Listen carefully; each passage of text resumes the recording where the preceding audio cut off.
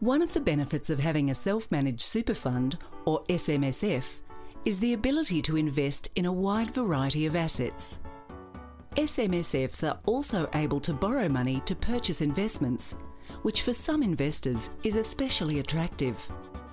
There are, however, specific rules that govern borrowing by SMSFs, and these must be followed. Let's take a look at the process of using borrowed funds to acquire an investment property. Once a suitable asset has been identified to purchase, the fund trustee needs to ensure that it can be acquired by the fund. The trustee should refer to the fund's investment strategy and, if necessary, update the strategy before the asset is purchased. There are some assets SMSFs can't purchase, and so it makes sense to ensure the purchase of the asset won't breach these rules too. Once satisfied that the asset can be acquired, the trustee of the SMSF will need to arrange a loan. The type of loan that must be taken out is called a limited recourse loan, and the finance can be provided by either a related party of the SMSF or a financial institution such as a bank. A limited recourse loan can only be used to purchase a single asset. If more than one asset is to be purchased, there needs to be a loan in place for each asset. This is where things can get confusing, and it pays to make sure that you seek our advice prior to signing a contract to purchase. In order to buy the property, a trust needs to be established.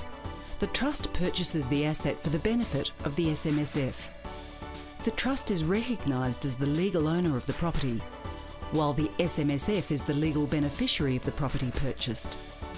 The SMSF remains responsible for all transactions, including loan repayments, the receipt of investment income, as well as all taxation liabilities arising from the property.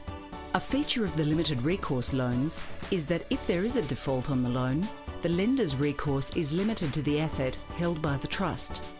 All other assets held by the SMSF, including money held in cash and/or shares, are not at risk.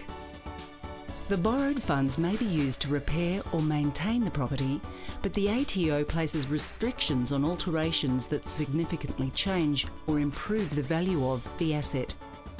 Improvements to the property can take place, but they must be paid for using cash held by the SMSF. The loan can be repaid from rental income, employer and/or personal super contributions, income earned from other investments owned by the SMSF, or by selling the property and repaying the outstanding debt. The rent and any capital gains are taxed at the standard superannuation or pension tax rates. Once the loan is repaid in full, the SMSF has the right to take ownership of the property.